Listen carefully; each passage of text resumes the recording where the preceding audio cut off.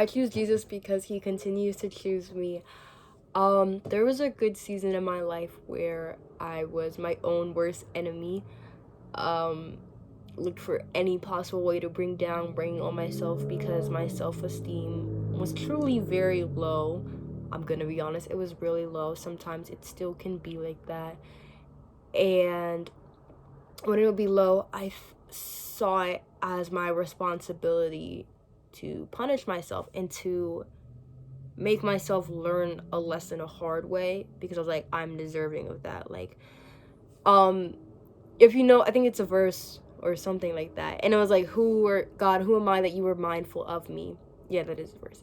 God, who am I that you were mindful of me? And I wouldn't think of that scripture in a praiseworthy sense, like, God, you're so good. Who are you that mindful of me? But I would think of it as a way to bring down myself. Like, you're not enough.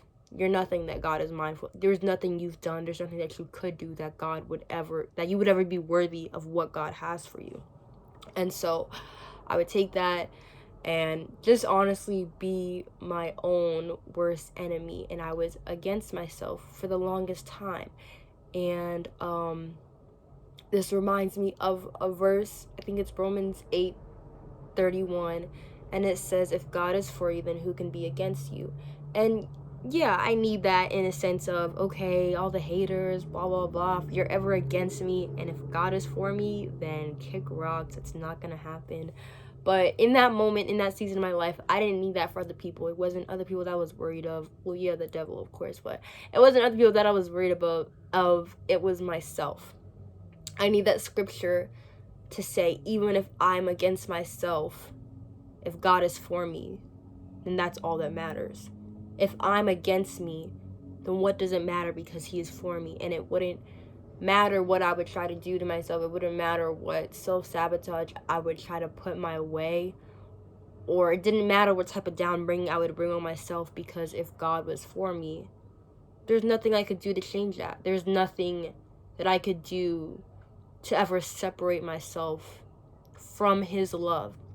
And something I've learned is that when God has his mind set on something, there is nothing, no one, nothing in this world that could ever stop him from that. If he's dedicated or committed to something, nothing can stop his walk. So when God has his mind set on somebody, he says, look, I'm going to use them. I'm going to work in their life.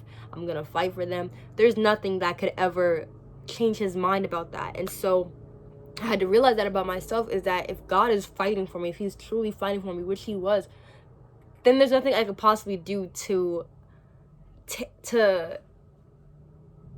go away from that plan, if that makes sense. Like, even all my self-sabotages, it wouldn't matter what I would think about myself, because he saw higher in me, because he saw more purpose in me. And looking back, all the situations that I put myself through, all the hard times and hardships, he used each and every one of those for not only his good, but for mine as well.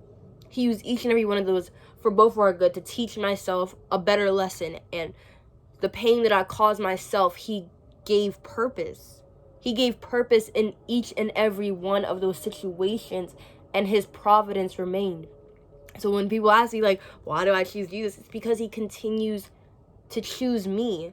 Even with that, even with my unworthiness and the weight of my sin, weight of my shame, he still sees that as a cause worth fighting for. And I feel like there's still people out there in the world who need that type of hope. And it took me a while. It honestly took me longer than it should have to grasp that concept, that he's fighting for me. It doesn't matter what I've done, doesn't matter what I will do, because it can't separate me from the love of God. And if God is for me, then who can honestly be against me?